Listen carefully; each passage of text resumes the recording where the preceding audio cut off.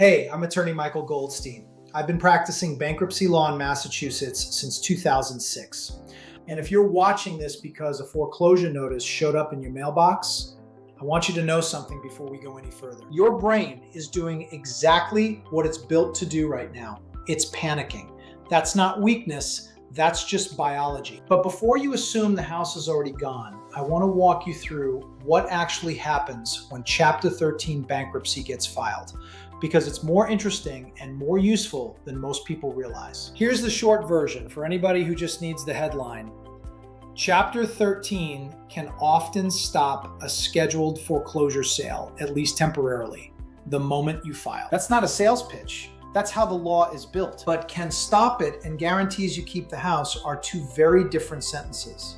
And mixing them up is where people get into trouble. So let's slow down and look at how this actually works. When a bankruptcy case gets filed, something called the automatic stay kicks in.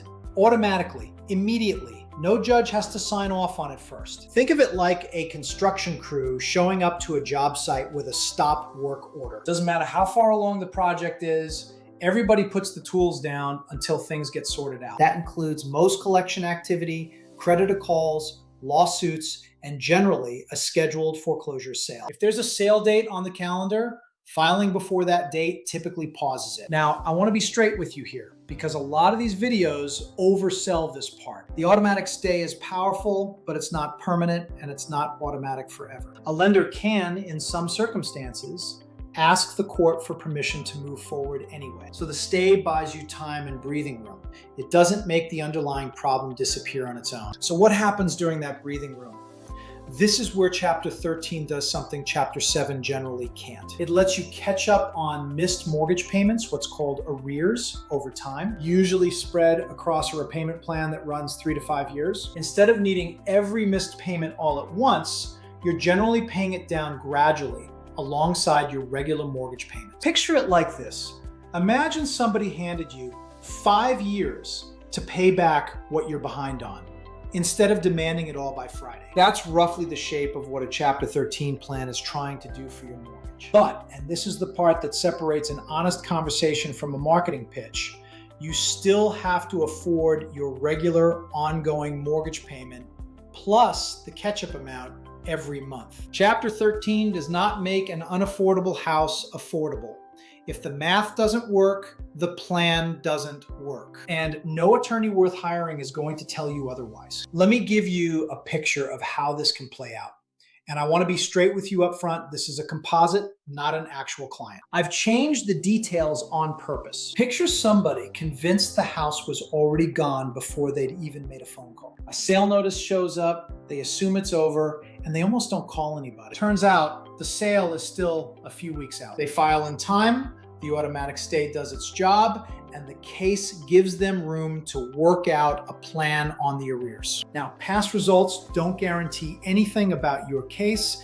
Every situation is different, and it gets judged on its own facts, not somebody else's. I'm walking through that example because the biggest mistake isn't a bad financial situation.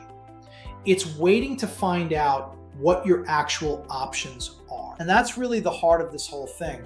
Timing changes everything here. Foreclosure has its own legal timeline, and depending on your state, ownership rights can shift at a certain point in that process. Sometimes before the sale even happens, sometimes at the sale itself. Bankruptcy filings take some preparation too.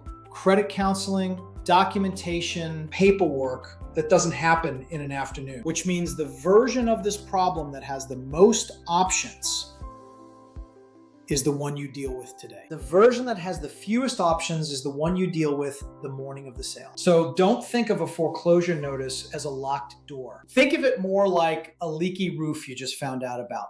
There's still time to patch it, but the amount of time you've got is shrinking every day you wait. The tools exist. Whether they're the right tools for your specific situation is a conversation, not a guess. If there's a foreclosure notice sitting on your kitchen table right now, don't wait for a better week. Reach out to a bankruptcy attorney before the sale date, not after it. And if you're not sure where to start, there's more below, including the rest of this series, where we walk through exactly how Chapter 13 handles mortgage arrears, repossession, and what happens if you can't afford the planned payment.